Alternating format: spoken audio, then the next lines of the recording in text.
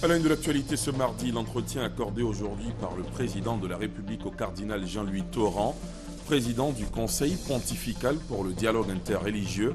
Le cardinal français indique que la Côte d'Ivoire est un modèle à suivre concernant les rapports entre l'Église et l'État.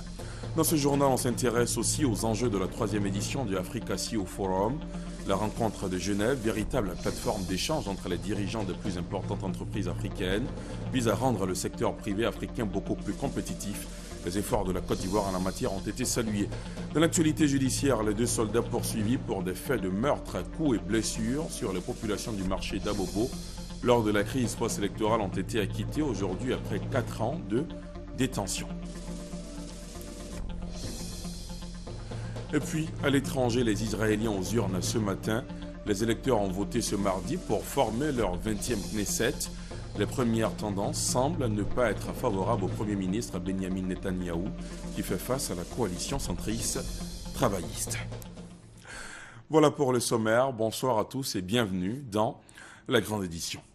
Pour commencer, cet entretien accordé aujourd'hui par le président de la République au cardinal Jean-Louis Tauran, président du Conseil pontifical pour le dialogue interreligieux. Le cardinal français a indiqué au terme de cette rencontre au palais présidentiel que la Côte d'Ivoire est un modèle à suivre concernant les rapports entre l'Église et l'État. Pour lui, le pays a de grandes ressources spirituelles, morales et humaines. Compte rendu, Viviane Aïmé. De nationalité française, le cardinal Jean-Louis Tauran est depuis 2007 le président du Conseil pontifical pour le dialogue interreligieux. Il est aussi un membre influent du Saint-Siège où, en plus de cette première charge, il est investi de l'autorité de Camerlingue qui lui confère la responsabilité de gérer les affaires courantes du Saint-Siège en cas de vacance du pouvoir. En visite de travail en Côte d'Ivoire depuis le vendredi 13 mars dernier, le cardinal Jean-Louis Tauran a effectué des visites dans les diocèses catholiques de Korogo et Yamoussoukro.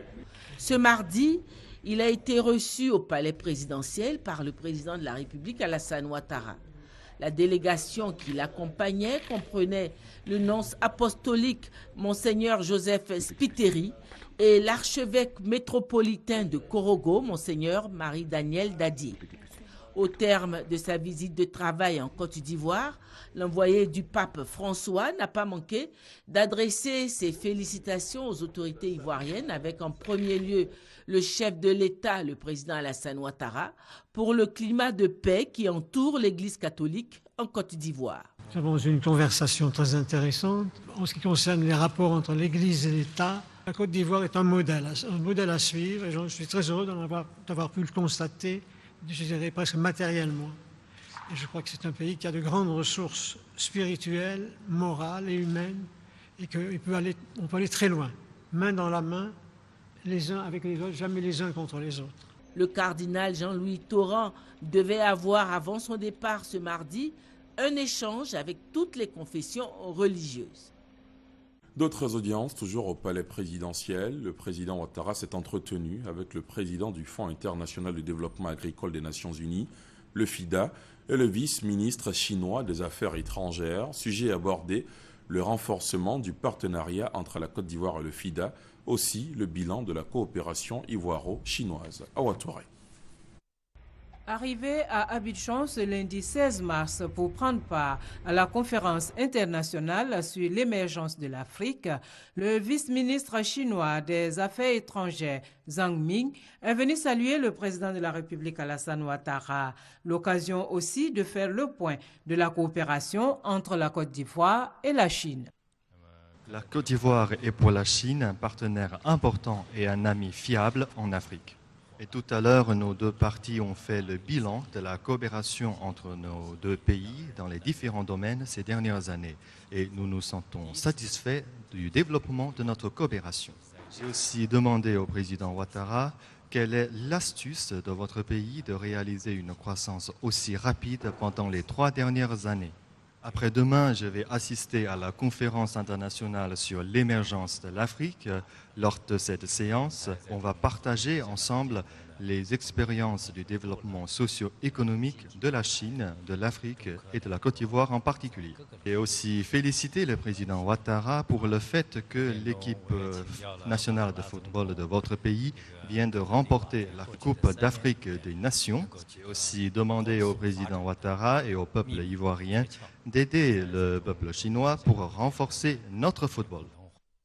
Le renforcement du partenariat entre le Fonds international de développement agricole des Nations unies et la Côte d'Ivoire, en particulier comment investir dans les petits producteurs pour contribuer à la sécurité alimentaire tout en créant des emplois pour les femmes et les jeunes en milieu rural, c'est la question qui était au centre de la rencontre entre le président de la République Alassane Ouattara et le président du Fonds international de développement agricole des Nations unies, Kanayo Mwanzi, qui effectue une visite officielle en Côte d'Ivoire du 12 au 18 mars.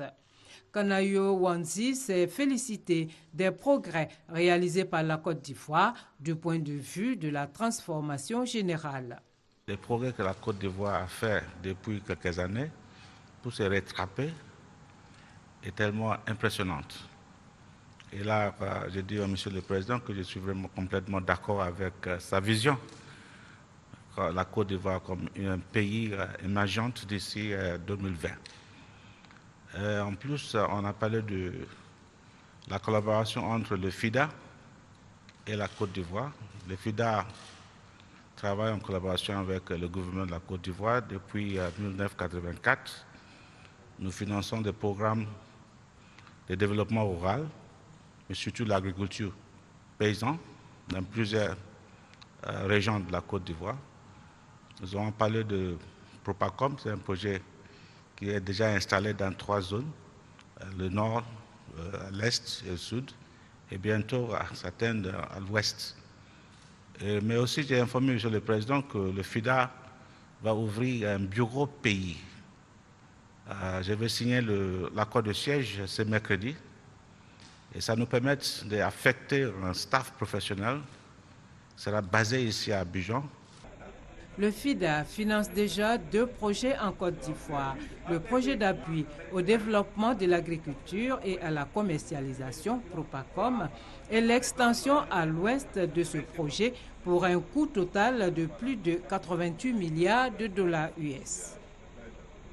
En bref, sachez qu'une conférence internationale sur l'émergence de l'Afrique s'ouvre demain ici à Abidjan, organisée à l'initiative du gouvernement ivoirien avec le soutien du Programme des Nations Unies pour le développement PNUD. La conférence se veut une plateforme d'échange et d'apprentissage et une occasion pour les parties prenantes d'évaluer les conditions de l'émergence, les leçons que les pays candidats à l'émergence pourraient tirer pour améliorer leur politique et stratégie. L'événement sera notamment retransmis en direct sur les www.rti.ci/webtv. Je vous le disais en titre, on s'intéresse également ce mardi aux enjeux de la 3e édition du Africa CEO Forum. La rencontre de Genève, véritable plateforme d'échange entre les dirigeants des plus importantes entreprises africaines, vise à rendre le secteur privé africain beaucoup plus compétitif. Les efforts de la Côte d'Ivoire en la matière ont été salués. Les précisions de notre envoyé spécial en Suisse, Michel Digré. Pour faire avancer l'intégration régionale, il était primordial que les chefs d'entreprise de nos différents pays, de nos différentes régions, parlant différentes langues, se rencontrent, partagent des idées et partagent des projets. Ces chefs d'entreprise sont les chefs d'orchestre de la redynamisation du secteur privé en Afrique. Africa CEO Forum leur permet d'échanger sur les recettes qui ont permis à leurs entreprises de se hisser au rang des plus prestigieuses du continent. C'est vraiment le lieu où rencontrer les opérateurs économiques africains et qui travaillent en Afrique, mais également les donneurs d'ordre politiques africains qui sont largement représentés ces 2 jours. L'Afrique est le continent qui a le meilleur retour sur investissement, donc il devient très attractif pour les investisseurs. Mais il est important que les Africains, certainement le secteur privé, prioritairement le secteur privé, soient organisés de sorte à justement bénéficier de justement cet engouement-là. Et je crois que ce genre de rencontre va permettre aux Africains de s'organiser, aux chefs d'entreprise de s'organiser pour aller dans cette direction-là. Aux premières loges, la délégation ivoirienne. Le pays est invité d'honneur à cette 3e édition. Les performances de la Côte d'Ivoire au plan économique ont été saluées par le président de la Banque africaine de développement. Le Premier ministre de Côte d'Ivoire, lui, a livré les secrets de ce second miracle ivoirien au cours de ses échanges avec la presse. Le secret, le président Alassane Ouattara, le président de la République de Côte d'Ivoire, l'a indiqué, c'est d'abord beaucoup de réformes. C'est un pays qui doit être remis totalement au travail et faire des réformes. Et les réformes ont permis par exemple à la Côte d'Ivoire, puisqu'on parlait du Doing Business, la Banque mondiale, d'être classée 2 années de suite parmi les 10 meilleurs pays réformateurs dans le monde. Je crois que c'est le seul pays qui est classé 2 années de suite parmi les 10 meilleurs pays réformateurs dans le monde. Donc c'est un premier élément que je voulais donc indiquer, avec la Banque mondiale, mais aussi avec, disons que les Américains, dans le cadre du MCC, le Millennium Challenge Corporation. Nous avons obtenu donc le threshold, qui est la première étape donc, en décembre 2014, mais aussi donc, avec le secteur minier. Et nous avons obtenu le prix donc, à Londres en décembre dernier du meilleur pays ayant fait beaucoup de réformes dans le secteur minier, devant donc, le Pérou, la Finlande et la Serbie. Vous voyez, donc les réformes sont essentielles. Autre élément important, c'est la remise au travail de la Côte d'Ivoire, puisqu'on ne peut pas avancer si tout le pays n'est pas au travail. Il faut avoir une croissance qui soit à la fois forte, mais qui soit de plus en plus inclusive, avec des créations d'emplois, notamment en relation donc, en direction donc, des jeunes. Voilà ce que je peux dire un peu sur ce que fait la Côte d'Ivoire, en insistant beaucoup sur les investissements sociaux, capital humain, mais aussi les investissements dans les infrastructures économiques, routes, ponts dont vous avez parlé, mais aussi donc voies ferrées, etc. Des bonnes pratiques qui seront partagées au cours de cette 3e édition de Africa CEO Forum pour des économies africaines plus compétitives avec un secteur privé beaucoup plus fort. Ce rendez-vous incontournable du secteur privé africain a enregistré plus de 800 participants. Il a été marqué par des rencontres et débats sur fond d'idées visant à anticiper la mutation en cours sur le continent et en saisir toutes les opportunités pour les entreprises africaines. Sur place à Genève, Michel Digré a recueilli quelques réactions. Ça nous permet de participer à des panels de haut niveau portant sur des thématiques du présent et de l'avenir pour nous permettre en fait d'avoir une vue plus large en fait sur l'évolution de l'environnement économique et financier de nos régions et également des perspectives et de nous enrichir également de tous les best practices qui sont véhiculés ici et là dans d'autres institutions. Alors, jusqu'à maintenant, ça se passe très bien. Mes collègues, dont nous sommes une délégation de 8 personnes, mes collègues, ils s'activent, on rencontre beaucoup de partenaires potentiels. Et je pense, par rapport aux thèmes qui seront discutés pendant le forum, nous avons beaucoup à partager et beaucoup aussi à apprendre des autres participants. Je dois dire qu'ici, nous en sommes avec des chefs d'entreprise ivoiriens qui ont réussi, qui ont des entreprises qui ont donné des résultats. Donc, ils ont pu tirer un ensemble d'opportunités dans l'environnement économique ivoirien qu'on peut transposer ailleurs. Il en est de même pour les chefs d'entreprise du Zimbabwe, du Congo, du Sénégal, du Mali. Chacun dans son environnement spécifique tire un certain nombre de mécanismes qui leur permettent de réussir. Et ça, c'est quand même l'expérience qui est importante pour nous. Et bien entendu, notre Premier ministre étant là, il y a l'expérience quand même de la réussite de la Côte d'Ivoire depuis la sortie de crise, avec cette évolution, avec ces réformes faites. C'est une gestion de l'État avec le président de la République, le Premier ministre et ses ministres. C'est une expérience que les autres pays auraient aimé avoir. Un autre grand événement s'ouvre à Abidjan dans 2 semaines. La tenue de la conférence internationale FAO-OIE pour le contrôle de la peste des petits ruminants a été annoncée hier par le ministre des Ressources animales et halieutiques. Le rendez-vous sera marqué par le lancement du programme de contrôle et d'éradication de la peste des petits ruminants. L'éclairage du Garvé Blé. C'est ensemble à Abidjan que l'Organisation des Nations Unies pour l'alimentation et l'agriculture et l'Organisation mondiale de la santé animale vont lancer leur programme en commun de contrôle et d'éradication de la peste des petits ruminants. Virulente et très répandue, cette maladie détruit au moins 70% de tout cheptel qu'elle atteint. Son éradication va avoir un impact majeur, non seulement sur les moyens de subsistance des agriculteurs pauvres, mais aussi sur le défi fin zéro des Nations Unies. Ces plans d'action pour le contrôle et l'éradication de la peste des petits ruminants sera discuté et validé au cours de cette conférence internationale. La conférence internationale FAO-OIE est prévue du 31 mars au 2 avril à Abidjan, en présence des directeurs généraux de la FAO et de l'OIE. Elle regroupera les techniciens et les scientifiques de haut niveau de la santé animale et les ministres en charge des ressources animales de tous les pays touchés par la PPR en Afrique, en Asie et au Moyen-Orient. L'ordre du jour de la conférence prévoit une session scientifique qui aura lieu du 31 au 1er avril 2015 et une session de haut niveau prévue le 2 avril 2015. Cette session de haut niveau donnera l'occasion de montrer l'engagement national et international pour le contrôle et l'éradication de la peste des petits ruminants, mais aussi pour l'amélioration de la santé de ces petits ruminants partout dans le monde. Dans l'actualité judiciaire, les 2 soldats poursuivis pour des faits de meurtre, coups et blessures sur la population du marché d'Abobo lors de la crise post-électorale ont été acquittés aujourd'hui après 4 années de détention. Hamza Diaby. Le chef interarmes, commandant Nyawa Dablé, et le chef de pièce MDL, commandant Tano Brice, acquittés et mis en liberté. Ces 2 militaires étaient accusés pour faits de meurtre et de coups et blessures volontaires pendant la crise post-électorale dans la période du 12 au 19 mars 2011, période pendant laquelle ils auraient tiré des obus sur le marché Siakakone et le village SOS d'Abobo pendant leur temps de service au camp commando de la même commune. Un verdict contesté par les victimes. Rien ne commet la vérité. Ils ont qu'à dire la vérité, c'est tout. Le 17 mars. Le 17 mars, Abobo n'est pas dormi. Tout le monde est sorti. Tout Abobo est unanime. Que c'est le 17 mars, ils ont lancé les obus là-bas.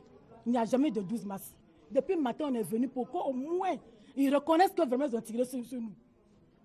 Mais vraiment, c'est ce qui m'a fait. Les prévenus déclarés non coupables des faits retenus à leur charge, un soulagement pour leurs avocats. Aujourd'hui, on était censé juger les gens qui ont tué les femmes d'Abobo. Vous êtes arrivés, vous n'avez vu personne. Alors moi, je ne sais pas s'il y a une autre procédure pour les femmes tuées d'Abobo, mais il faut demander au procureur à quand un jugement pour ces dames-là, pour au moins savoir qui les a tuées et puis punir les coupables, s'ils existent vraiment. Et je pense que le droit vient d'être dit. Et le tribunal a reconnu, enfin que Kamana Tano Brice était libre et qu'il n'avait jamais tué personne à Abobo. Le village SOS et le marché Siakakone d'Abobo ont reçu des obus le jeudi 17 mars 2011. Les accusés, eux, affirment avoir effectué des tirs de mortier seulement le 12 mars avec pour objectif de neutraliser l'ennemi dans la forêt du Banco. Des zones d'ombre qui ont conduit le commissaire du gouvernement à requérir leur acquittement pur et simple pour doute. Yamoussoukro, la capitale politique ivoirienne, vient d'accueillir son PACEL. Le PACEL, c'est le point d'accueil des consommateurs d'électricité. C'est une structure qui a pour mission d'enregistrer et traiter les réclamations liées aux services de consommation d'électricité. Les explications d'Adama Kone. Installé en novembre 2013 à Abidjan, le premier point d'accueil du consommateur d'électricité PACEL a enregistré plus de 1000 plaintes en 2014. Des mécontentements sur la facturation et la suspension de la fourniture d'électricité. Facturation et suspension jugées abusives par les consommateurs. C'est pour bien faire comprendre que le consommateur d'électricité n'est pas seul devant le concessionnaire s'il se sent injustement traité. Fort de cette expérience, l'autorité nationale des régulations du secteur de l'électricité, ANARE, a ouvert un second point d'accueil du consommateur d'électricité à l'intérieur du pays. Situé sur l'axe principal de la ville de Yamoussoukro, au rez-de-chaussée de l'immeuble Saba. C'est un cadre ouvert à tous les usagers de ce service public, afin de les écouter, les conseiller et traiter les plaintes vis-à-vis du concessionnaire CIE. Adama Tunkara, ministre du Pétrole et de l'Énergie, a coupé le ruban symbolique marquant l'ouverture officielle de ce PACEL. Je suis très heureux de savoir que le système fonctionne et si la qualité du service est la chose la plus importante pour le consommateur.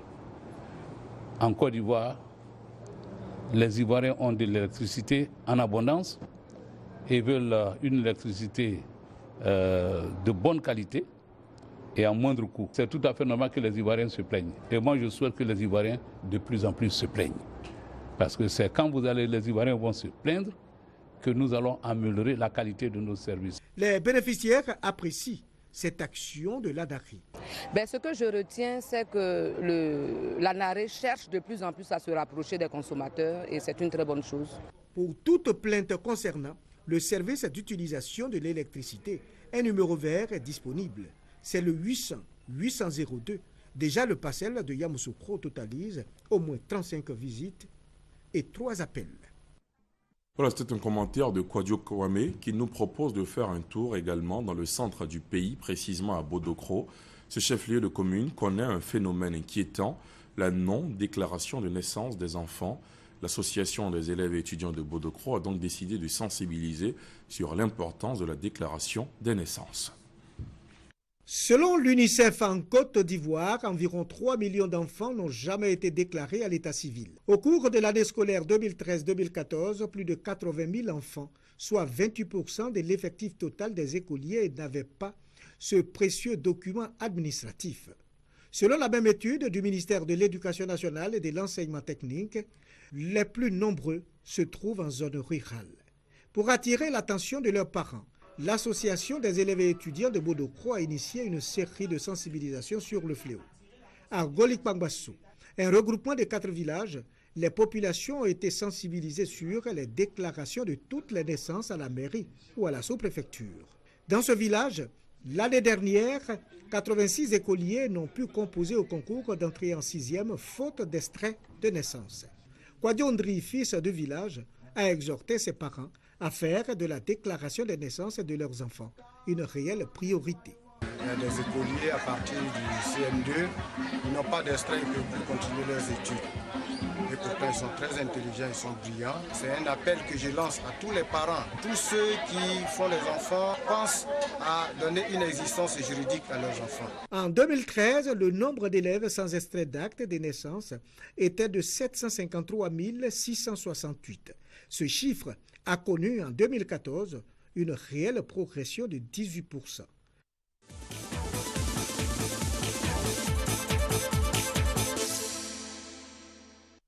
Nous sommes ce mardi à 4 jours de l'inauguration du pont de Jacquesville. L'inauguration étant prévue pour samedi prochain, l'infrastructure est très attendue des populations, surtout qu'elle vient désenclaver la cité balnéaire située entre la mer et la lagune. Avant cette date, notre reporter Alexis Ouedraogo a parcouru la ville. Elle nous propose sa carte postale. Samedi 15h, le bac qui mène à Jacquesville s'approche du quai.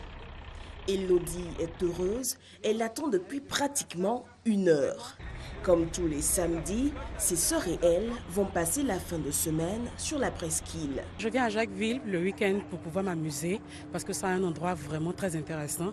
Les plages, vraiment, les hôtels, tout ça c'est vraiment très intéressant. Et c'est une ville très reposante qui permet vraiment de pouvoir se détendre. Jacquesville est une cité balnéaire située entre la mer et la lagune ébriée. Le département fait partie de la région des Grands Ponts. Depuis la percée du canal de Vridé, pour la petite histoire, Jacquesville a été séparée du continent. La ville de 3205 km², située au bord de l'océan Atlantique, possède le même climat humide que le sud de la Côte d'Ivoire, mais a la particularité d'un microclimat avec des pluies moins abondantes que celles d'Abidjan.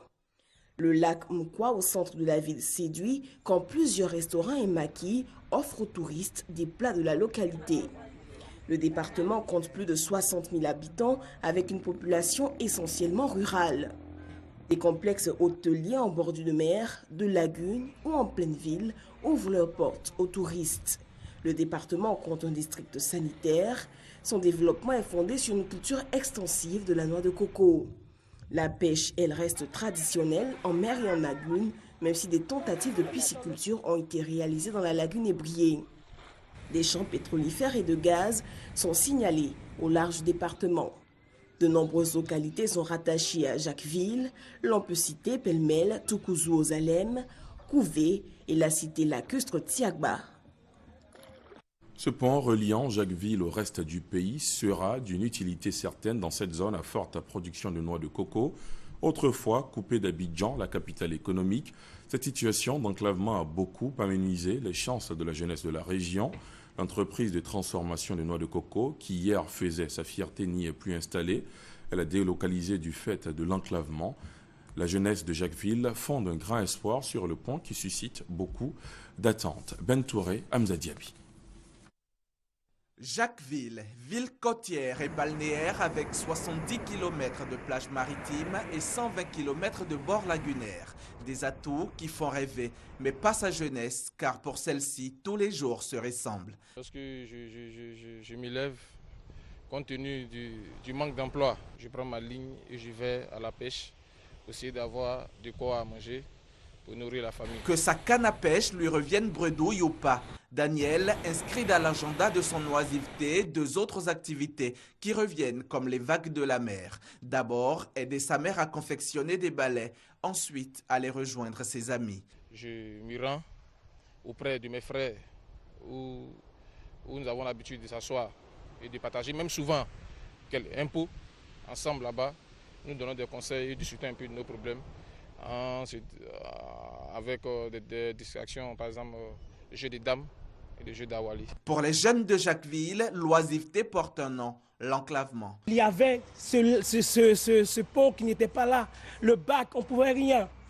Mais comment tu veux faire des activités dans le domaine touristique, quand tu apprends des gens qui ont quitté Abidjan, ils vont venir pour rentrer à Jacquesville, ils mettent 5 heures. Comment ils vont pouvoir visiter Jacquesville et puis repartir? Une situation qui fait fuir les entreprises. Il y a plus d'une décennie, une usine de transformation de noix de coco, l'une des rares à s'implanter à Jacquesville, s'est délocalisée, laissant derrière elle de nombreux jeunes sans emploi.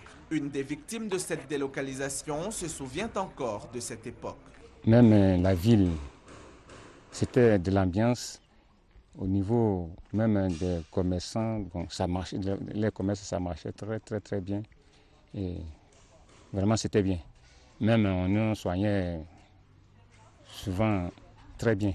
En dehors de la pêche, les quelques jeunes en activité sont entre autres tenanciers de maquis ou de cabines téléphoniques. Là encore, les clients se comptent du bout des doigts. Bon, pour l'activité de maquis et restaurant, en fait, je pense à booster un peu quand même nos revenus. Parce qu'on aura plus... Déjà même avec l'annonce du pont, on a déjà quand même, on sent déjà. Avec la venue des touristes et consorts. Nous, bien des gens qui viennent pour la première fois pour se reposer un week-end, voilà, on fait ça déjà. Et Ouman Olivier Ekra n'est pas le seul à penser ainsi. Le pont de Jacquesville offre à la jeunesse un horizon prometteur et l'un des signes avant-coureurs de la renaissance de la ville est le retour prochain de l'entreprise de transformation de noix de coco. Une opportunité certaine d'emploi pour la jeunesse de Jacquesville. Voilà ce qu'on pouvait dire sur Jacquesville avant l'inauguration du pont prévue pour samedi. Autre sujet, le transport routier à l'heure des TIC. Enregistrer les passagers d'un car, les identifier et transmettre toutes les données par voie électronique à la frontière de sorte à faciliter leur passage. C'est le procédé du manifeste électronique initié par la CEDEAO en collaboration avec la Confédération des syndicats des producteurs routiers de l'Afrique de l'Ouest, CSCRAO. Il s'agit de donner un coup d'accélérateur à la fluidité routière dans l'espace communautaire CEDEAO. Adama Kone. La communauté économique des États de l'Afrique de l'Ouest, CEDEAO, tient à la libre circulation des personnes et des biens. Elle reste toutefois attentive à la sécurité sur l'espace communautaire. C'est ainsi que le manifeste électronique des passagers a vu le jour. C'est le manifeste électronique des passagers qui identifie tous ceux qui embarquent à bord d'un car et à destination d'un autre pays de la sous-région. Toutes les informations concernant le passager sont contenues dans ce document. Et le document est transmis électroniquement à tous les corps de contrôle sur le parcours et aux frontières. Ça, c'est la police nationale qui fait ce travail. Après une phase pilote réussie en Côte d'Ivoire, le manifeste électronique est en phase de vulgarisation. L'opération a été lancée à Niamey au Niger. Tous les passagers voyagent dans de bonnes conditions. Ils ne sont plus descendus, maltraités, humiliés dans les corridors. Ils arrivent à leur destination et le transport se fait de façon confortable. On ne demande pas mieux. Parce que pour un citoyen qui a déboursé de l'argent, son souci est d'arriver à bon port. Et si déjà, par la levée des barrages, par le manifeste des passagers et les forces de sécurité accordent du crédit à ce document et leur permettent de voyager facilement, il faut reconnaître que c'est une avancée notable. Nous souhaitons que tous les 15 États membres de la CEDEAO appliquent ces mécanismes-là pour la liberté totale de conducteurs d'abord et pour la liberté de nos passagers. Le manifeste électronique géré par les administrations de police doit permettre d'assurer la sécurité transfrontalière en traçant tous les voyageurs inter-États. À l'étranger, les bureaux de vote ont ouvert ce matin en Israël. Les électeurs israéliens ont commencé à voter pour former leur 20e Knesset. Les premières tendances semblent ne pas être favorables au Premier ministre Benjamin Netanyahou, qui fait face à la coalition centriste travailliste. Et je rappelle qu'une conférence internationale sur l'émergence de l'Afrique s'ouvre demain ici à Abidjan. Elle est organisée à l'initiative du gouvernement ivoirien avec le soutien du Programme des Nations Unies pour le développement PNUD. Cette conférence se veut une plateforme d'échange et d'apprentissage et une occasion pour les parties prenantes d'évaluer les conditions de l'émergence, les leçons que les pays candidats à l'émergence pourraient tirer pour améliorer leur politique et stratégie. L'événement sera retransmis en direct sur le www.rti.ci/webtv. Voilà qui marque la fin de ce journal. Merci de l'avoir suivi.